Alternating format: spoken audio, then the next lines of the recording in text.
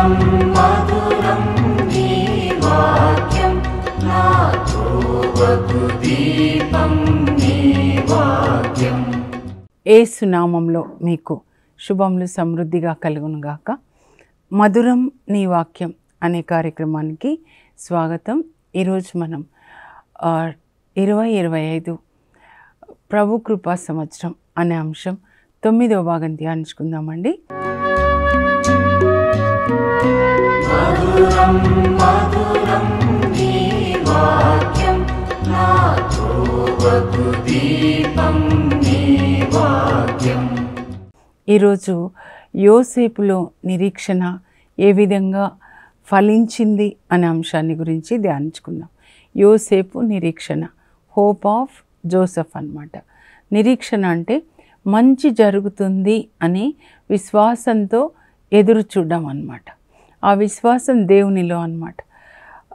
యోబు 14 మనం చదివితే యోబు సమస్తాన్ని కోల్పోయి, ఆస్తిని కోల్పోతాడు, 10 మంది పిల్లల్ని కోల్పోతాడు. తర్వాత ఒంటి నిండా పుండ్లు, పెంట కుప్ప మీద కూర్చొని ఆ పుండ్లు పురుగులు తింటుంటే, రసి కారుతుంటే చిల్ల పెంకులు తీసుకొని కోక్కుంటాడు. ఇంకా దేవుని స్తుతిస్తూ ఉంటాడు. దేవుడే ఇచ్చాడు, దేవుడే తీసుకున్నాడు, ఆయనకు స్తుతి కలుగునుగాక. అప్పుడు భార్యకి ఒళ్ళు మండి, ఇంకా ఎందుకు దేవుని స్తుతిస్తున్నావు, దేవుని శపించి చనిపోరాదు అని.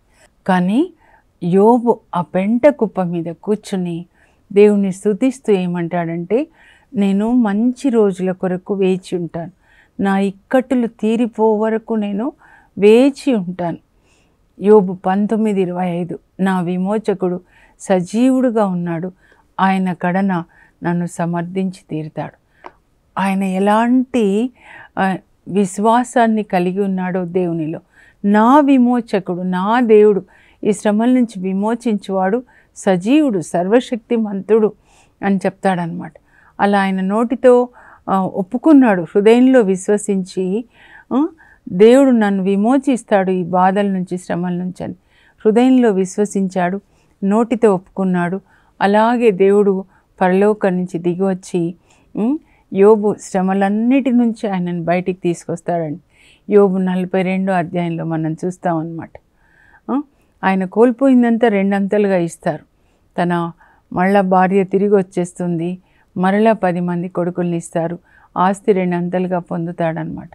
అప్పుడు దేవుడు మరి నన్ను ప్రశ్నిస్తావా అని యోబుని అడిగినప్పుడు, ప్రభా నేను తల మీద దుమ్ము పోసుకొని నేను పశ్చాత్తాపడుతున్నాను, నీవు సర్వశక్తిమంతుడు, ఎల్ షాడై, ఆల్మైటీ గాడ్, నువ్వు ఏది చేయాలంటే అది చేస్తావు ప్రభా, నీ కార్యంలోకి ఎవరు కూడా నీ కార్యంలో ఆపలేరు, నువ్వు సర్వశక్తిమంతుడవి అని ఒప్పుకుంటాడనమాట. దేవుడు సర్వశక్తిమంతుడు అండి. ఈ సంవత్సరం టాపిక్ ఏంటంటే, జూబ్లీ ఇయర్లో హోప్ డస్ నాట్ డిసప్పాయింట్ అస్.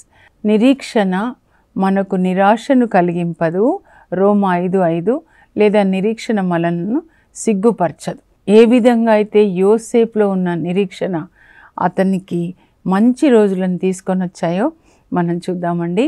యోసేపు ఆదికాండం 37 నుంచి 50 వరకు మనం ఇంతకు ముందే ధ్యానించుకున్నాము.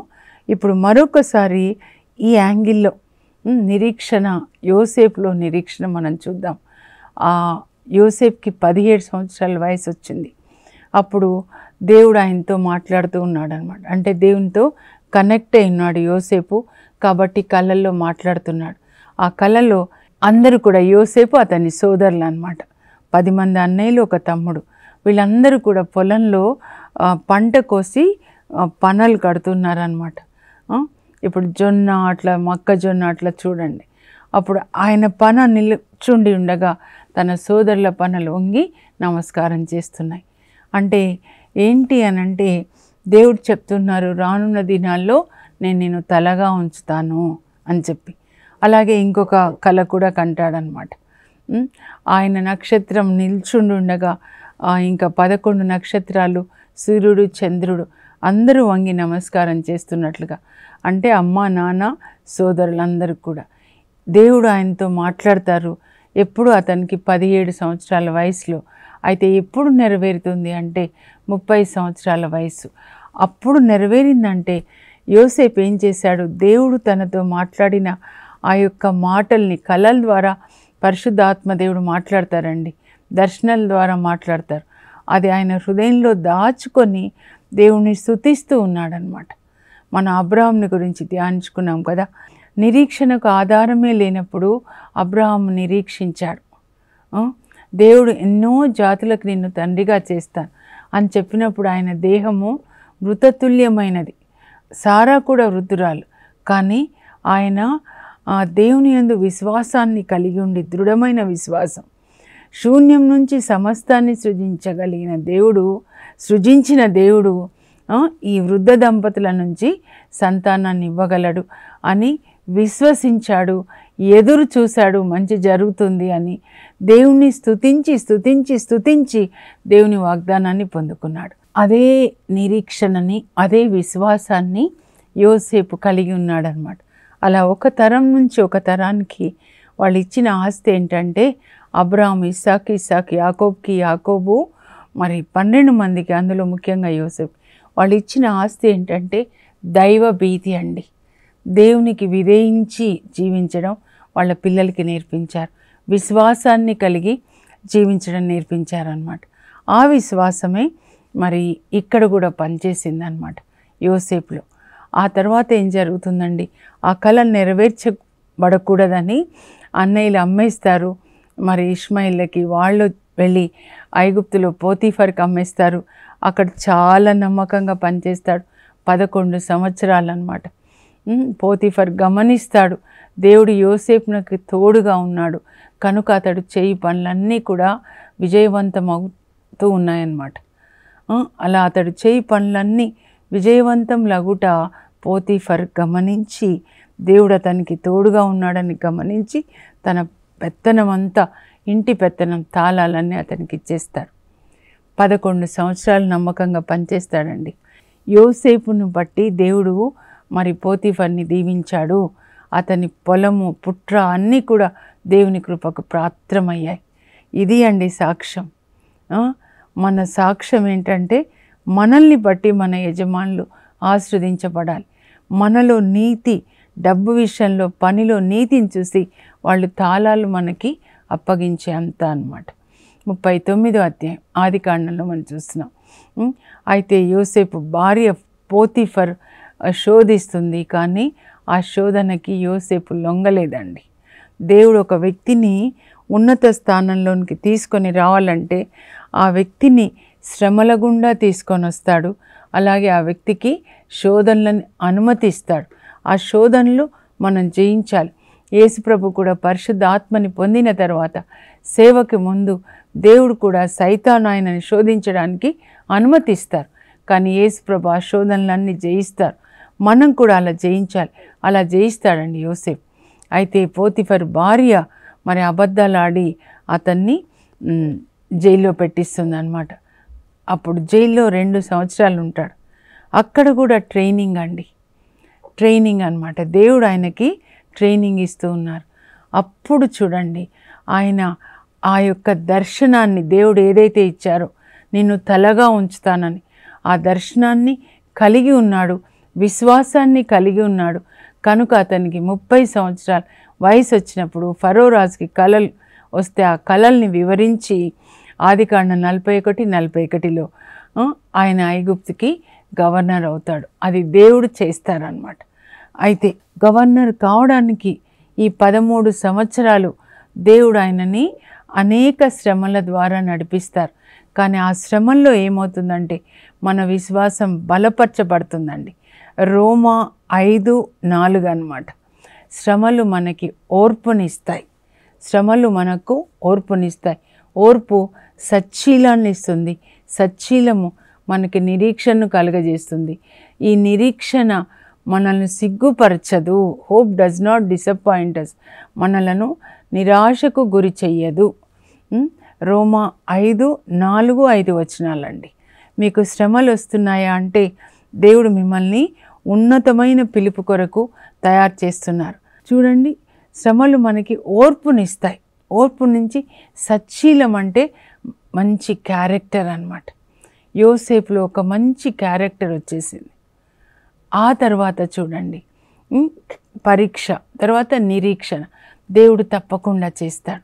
గవర్నర్ అయిపోతాడు కదండి 30 సంవత్సరాలకి. గవర్నర్ అయిపోయిన తర్వాత చూడండి ఇంకా చాలా వివేకంతో 7 సంవత్సరాలు పంట బాగా పండినప్పుడు దాన్ని నిల్వ ఉంచుతాడు. కరువు కాలంలో అందరికీ ధాన్యాన్ని పంచి ఒక ఆశీర్వాదకరంగా మారాడు. ప్రజల అవసరం ఏంటి? అక్కడ కరువు అంటే అక్కడ ఏంటి సమస్య అంటే ఆకలి అన్నమాట. కానీ వాళ్ళ ఆకలిని తీరుస్తున్నాడు. ప్రతి క్రిస్టియన్ కూడా ఇతరులకి ఒక ఆశీర్వాదకరంగా, ఈ లోక సమస్యలకి ఒక పరిష్కారంలాగా మనం ఉండాలి. కానీ మనమే ఒక సమస్యలాగా, ఒక తలనొప్పిలాగా, దేశానికి మరి చెడు చేసే వ్యక్తులుగా మనం ఉండకూడదండి. ఒక బ్లెస్సింగ్, ఐగుప్తులో ఉన్న సమస్య కరువుకి ఆయన ఒక బ్లెస్సింగ్ పరిష్కారంగా ఉన్నాడనమాట. అప్పుడు వాళ్ళ అన్నయ్యలు వస్తారు, వాళ్ళకి ధాన్యాన్ని ఇస్తాడు, ఆదరిస్తాడు. నాన్నని తీసుకొని రమ్మంటే నాన్నని కూడా తీసుకొని వస్తారు. అప్పుడు యాకోబు కూడా చూడండి, నాన్న ఇదిగో యోసేపు ఐగుప్తుకి గవర్నర్ అయి ఉన్నాడు నాన్న, మిమ్మల్ని తీసుకొని రమ్మన్నాడంటే ఆయన యొక్క నిరీక్షణ ఏంటంటే ఒక్కసారి నా కళ్ళతో నా కొడుకుని చూసి నేను మరణిస్తాను. అది ఆయనలో ఆ విశ్వాసం, తప్పకుండా నేను నా కొడుకుని చూస్తాడండి. తర్వాత చూడండి ఇంకా యోసేపు గవర్నర్గా మరి అన్నయ్యల్ని చాలా బాగా చూసుకుంటాడు, వాళ్ళ నాయనని చూసుకుంటాడు. నాన్న మరణిస్తాడు, తర్వాత కూడా ఈయన గవర్నర్గా ఉంటారు. దాదాపు 110 సంవత్సరాలు వస్తాయండి యోసేపుకి. 110 సంవత్సరాలు అంటే 80 సంవత్సరాలు ఆయన గవర్నర్గా పనిచేస్తాడనమాట. అప్పుడు వాళ్ళ అన్నయ్యలందరినీ చూసుకుంటాడు ఆయన. ఇంకా అప్పుడు తన మరణం ఆసన్నమైనప్పుడు దేవుడు ఆయనలో ఉన్నాడు కాబట్టి తన మరణాన్ని గురించి దేవుడు ఆయనకి చెప్తారు. అప్పుడు అన్నయ్యలందరినీ పిలుస్తారు, తమ్ముడు కూడా. ఇప్పుడు చూడండి ఆదికాండం 50లో 24వ వచనం అన్నమాట. అప్పుడు ఆయన ఏమంటాడో చూడండి వాళ్ళ అన్నయ్యలతో. వాళ్ళకు కూడా చాలా బాధ. ఎంత మంచి తమ్ముడు, ఎంతగా మనల్ని, మన కుటుంబాల్ని ఆదరించాడు. అన్నయ్యలందరూ తన చుట్టూ ఉన్నప్పుడు తమ్ముడు దగ్గరగా ఉండొచ్చు. అప్పుడు నేను ఇంకా మరణించబోతున్నాను, దేవుడు మిమ్మల్ని తప్పకుండా ఆదుకుంటాడు. ఆయన అబ్రాహామునకు, ఇస్సాకునకు, యాకోబునకు మాట ఇచ్చిన దేశంనకే మిమ్మల్ని కొనిపోవును. అలా ఆయన మిమ్మల్ని తీసుకొని వెళ్ళినప్పుడు నా ఎముకల్ని కూడా అక్కడికి తీసుకెళ్ళి అక్కడే పాతి పెట్టండి, నాకు మాట ఇవ్వండి అన్నయ్యలు అని అడుగుతాడనమాట. అప్పుడు వాళ్ళ అన్నయ్యలందరూ దుఃఖంతో మాట ఇస్తారు. అలాగే తమ్ముడు, అక్కడికి తీసుకెళ్ళి అక్కడే పాతి పెడతాం. ఎందుకంటే దేవుడు వాగ్దానం చేసిన భూమి అబ్రాహాము, ఇస్సాకు, యాకోబులకు కానా దేశం అన్నమాట. సో వాళ్ళ సమాధులు కూడా అక్కడే ఉన్నాయి. అబ్రాహాము, ఇస్సాకు, యాకోబులు వాళ్ళ భార్యల సమాధులు. సో యోసేఫ్ సమాధి కూడా అక్కడే ఉండాలి. అయితే ఇక్కడ ఏం చెప్తున్నాడంటే నేను మరణించబోతున్నాను. ఇప్పటి వరకు వాళ్ళని ఆదుకున్నాడు తండ్రిలాగా. నేను మరణించబోతున్నాను, ఇప్పుడు దేవుడే మిమ్మల్ని ఆదుకుంటాడు. మీరు ఇక్కడ ఈ ఐగుప్తు దేశంలో మరణించరు, తప్పకుండా దేవుడు వాగ్దానం చేశారు కదా అబ్రాహాము, ఇస్సాకు, యాకోబులకి, ఆ దేశానికి మిమ్మల్ని తీసుకొని పోతాడు. ఆ నిరీక్షణ యోసేపులో ఉండిందండి. అది వాళ్ళ సోదరులకు చెప్తాడు. అప్పుడు నా ఎముకల్ని కూడా మీరు అక్కడికి తీసుకొని పోండి అంటే వాళ్ళు మాట ఇస్తారు. తర్వాత ఆయన మరణిస్తాడనమాట. అప్పుడు యోసేపు వయసు 110 సంవత్సరాలండి. ఇంకా వాళ్ళు సోదరులు ఏం చేస్తారంటే ఆయన దేహానికి మరి సుగంధ ద్రవ్యములను చేర్చి ఒక శవపేటికలో ఉంచుతారు. ఐగుప్తులు అట్లా ఉంచుతారు కదా.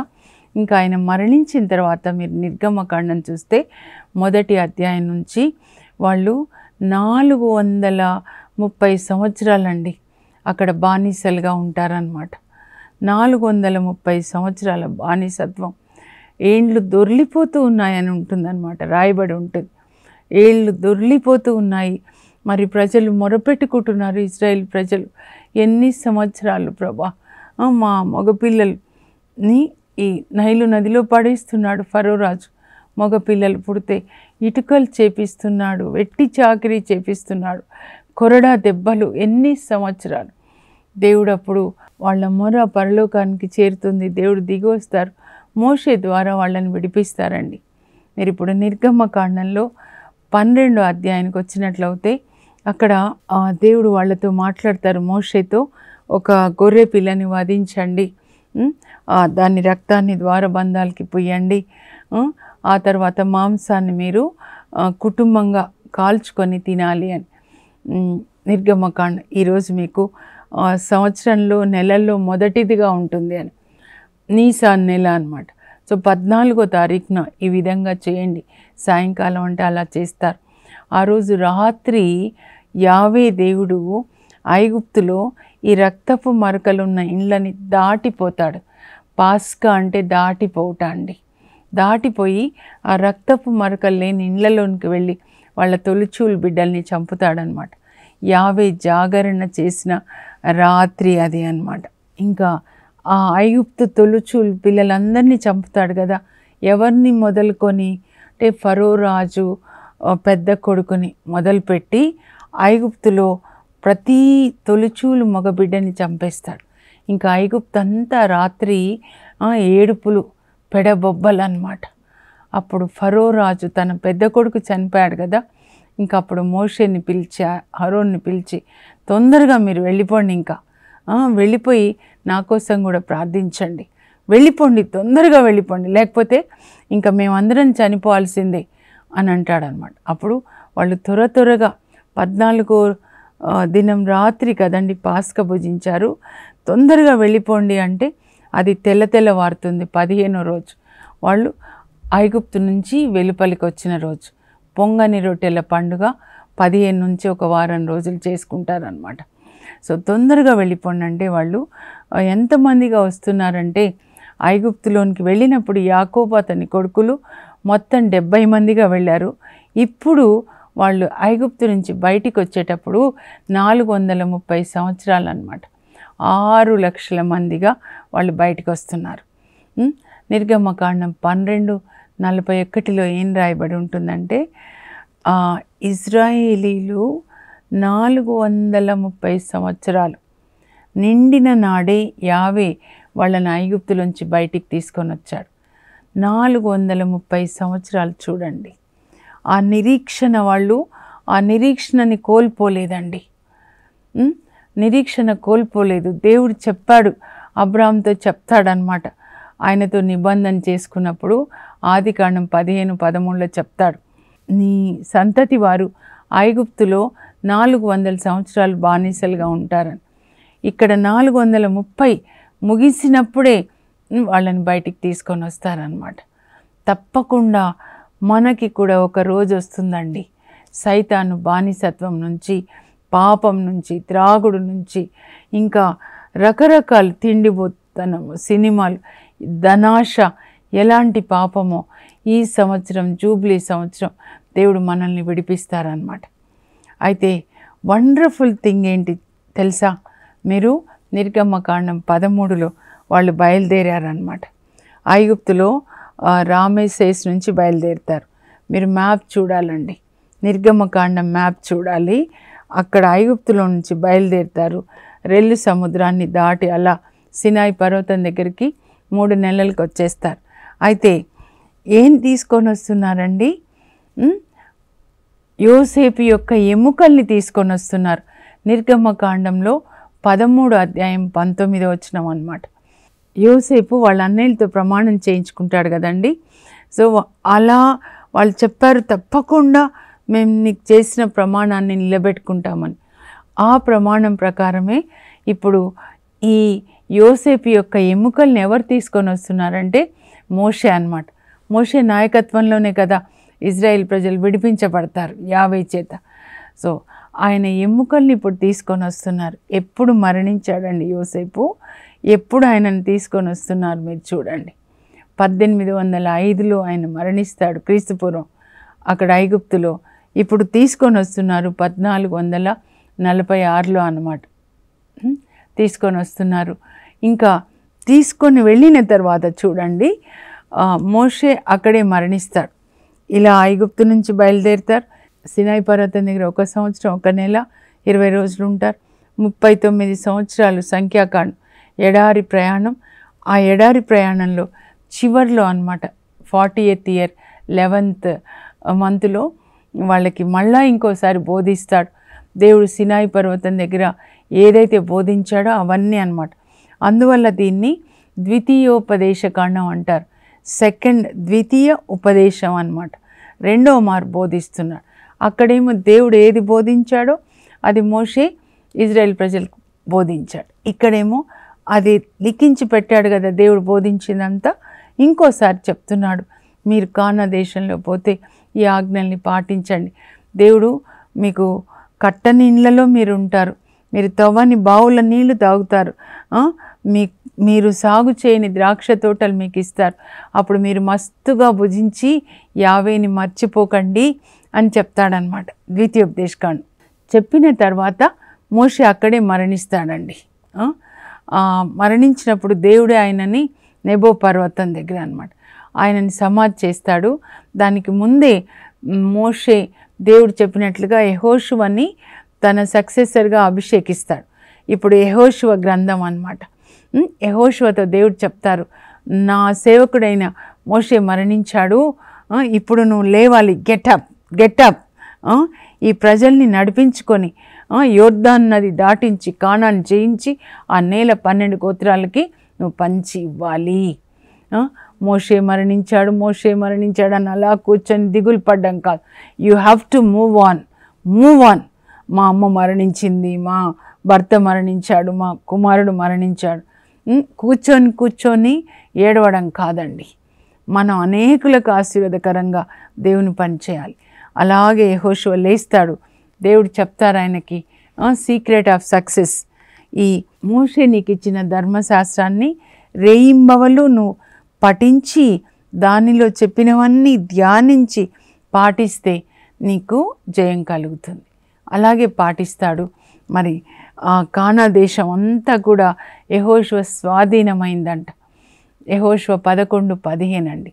దేవుడు చెప్పిందంతా మోషే ధర్మశాస్త్రాన్ని యెహోషువ తూచా తప్పకుండా పాటించాడంట. వీసమెత్తు కూడా తూచా తప్పకుండా పాటించాడు. కనుక కానా దేశం అతని స్వాధీనమైపోయింది. 7 సంవత్సరాలు జయిస్తాడు. 8 సంవత్సరాలు మరి యెహోషువ, ఆ తర్వాత యాజకులు, ఇజ్రాయెల్ పెద్దలు సంఖ్యను తీసుకొని పురుషుల సంఖ్య గోత్రం వైజు 8 సంవత్సరాలు పడుతుందండి ఆ నేలను పంచి ఇవ్వడానికి అన్నమాట. అంతా అయిపోతుంది. చివర్లో యెహోషువ మరణించే సమయం వస్తుందన్నమాట, 110 సంవత్సరాలు. అప్పుడు ఆయన అంటాడు ప్రజలతో, ఇదో నేను మీకు ఆజ్ఞలన్నీ కూడా మోషే ఇచ్చినవన్నీ నేను మీకు చెప్పాను, మీరు వాటిని పాటించండి, దేవుడు మీకు తోడుగా ఉంటాడు. మీరు ఎలా ఉన్నా నేను నా కుటుంబం మాత్రం ప్రభుని మాత్రమే సేవిస్తాం. దేవుణ్ణి సేవించడం అంటే దేవుని ఆజ్ఞలను పాటించుట. ఆరాధన అంటే దేవునికి విధేయత కలిగి ఉండడం. రోజు నేను 10 చాప్టర్స్ చదివాను బైబిల్ కాదండి, చాలా మంచిది చదివితే, కానీ పాటించాలన్నమాట. చెప్పిన తర్వాత చూడండి చివర్లో యెహోషువ 24:32 అప్పుడు మరి మోషే తీసుకొని వచ్చాడు కదండి యోసేపు ఎముకల్ని. ఇప్పుడు ఈ యెహోషువ గ్రంథం చివర్లో ఈ ఇజ్రాయేలీలు యోసేపు ఎముకల్ని షెకెంలో పాతి పెట్టారంట. అది వాళ్ళ నాన్న యాకోబు కొన్నాడనమాట హామోరు కుమారుల నుంచి. అసలు మీరు ధ్యానిస్తే యోసేపు మరణించింది ఎప్పుడు? ఐగుప్తులో 1805లో మరణిస్తాడు. ఇప్పుడు క్రీస్తు పూర్వం 1390లో ఆయనని షెకెంలో పాతి పెడతారు. ఎన్ని వందల సంవత్సరాలండి మరణించిన తర్వాత సమాధి చేయడానికి. ఆయన నిరీక్షణ అన్నమాట. తప్పకుండా వాళ్ళ అన్నయ్యలకి చెప్తాడు, దేవుడు మిమ్మల్ని ఈ దేశంలోంచి తీసుకొని వెళ్తాడు. ఎందుకంటే ఆయన అబ్రాహాము, ఇస్సాకు, యాకోబులకి మాట ఇచ్చాడు. ఆ మాట ఇచ్చినట్లే ఆయన మాట వాగ్దానాల్ని నిలబెట్టుకునే దేవుడుగా ఉన్నాడు. అబ్రాహాంకి వాగ్దానం చేశాడు ఆదికాండం 15:13లో కదా. అలాగే ఇస్సాక్కి వాగ్దానం చేశాడు ఆదికాండం 26:3లో. యాకోబ్కి వాగ్దానం చేస్తాడు, ఆదికాండం 28:13. అలా వాగ్దానం చేసిన దేవుడు మిమ్మల్ని తీసుకెళ్తాడు అన్నట్లుగానే తీసుకొని వెళ్ళాడండి. 430 సంవత్సరాలు బానిసత్వం తర్వాత అలా వెళ్ళినప్పుడు నా ఎముకల్ని తీసుకెళ్ళి అక్కడ పాతి పెట్టాడు. కానా దేశం దేవుడు వాగ్దానం చేసింది. మనకి వాగ్దానం చేసింది ఏంటంటే యేసు ప్రభు పరలోకం అన్నమాట. యోహాన్ 14లో నేను వెళ్ళి మీకు ఇల్లు కట్టి మళ్ళా వచ్చి మిమ్మల్ని తీసుకెళ్తాను, నేనున్న చోటునే మీరుండులాగున మిమ్మల్ని నా యుద్ధకు చేర్చుకుంటాను. ఎప్పుడు నిత్యత్వాన్ని గురించినటువంటి ఆ యొక్క నిరీక్షణ మనం కలిగి ఉండాలండి. ప్రార్థన చేసుకుందాం. పరలోకపు మా తండ్రి, మీ పరిశుద్ధ నామమునకు స్తోత్రం కలుగును గాక. ప్రభా, యోసేపు ఎలాంటి నిరీక్షణ కలిగి ఉన్నాడు. మరణించే ముందు తన సోదరులకి చెప్తాడు, ఇదిగో నేను మరణించబోతున్నాను, కానీ మీరు భయపడొద్దు, దేవుడు మన పితరులకి వాగ్దానం చేసిన దేశానికి మిమ్మల్ని తీసుకొని పోతాడు ఒకరోజు. అలా తీసుకొని వెళ్ళినప్పుడు మీరు నా ఎముకల్ని తీసుకొని అక్కడే పాతి పెట్టండి అని వాళ్ళతో ప్రమాణం చేయించుకుంటాడు. ఎంత నిరీక్షణ యోసేపు కలిగి ఉన్నాడో ప్రభా, కానా దేశంలోనే నా ఎముకల్ని పాతి పెట్టాలని. అలాంటి నిరీక్షణ మాకు దయచేయండి. మేమందరం కూడా ప్రభా, నూతన కానా దేశం పరలోకం ప్రభా, అక్కడికి వెళ్ళాలి. మా నిరీక్షణ ఎప్పుడు ఆ పరలోకం మీదే ఉండాలి తండ్రి. నిరీక్షణ యాత్రికులుగా మేము ప్రయాణం చేసి పరలోకాన్ని చేరుకోవడానికి మా ప్రతిరోజు మా యొక్క జీవిత విధానం ప్రభా, మేము ఏది చేసినా అది పరలోక ప్రయాణంగా అప్వార్డ్ డైరెక్షన్గా ఉండాలి. ఆత్మలో జీవిస్తూ నీ వాక్యం ప్రకారం జీవించే కృపని, పరలోకంలో ఒకరోజు మీతో ఉండడానికి నిత్యత్వంలో ప్రవేశించే కృప మా అందరికీ దయచేయండి. యేసు నామంలో అడుగుచున్నాం తండ్రి, ఆమెన్. యోసేపులాగా నిత్యత్వంను గుర్చిన నిరీక్షణను దేవుడు పరిశుద్ధాత్మ ద్వారా మీకు దయచేదురుగాక. God bless you. Have a blessed day.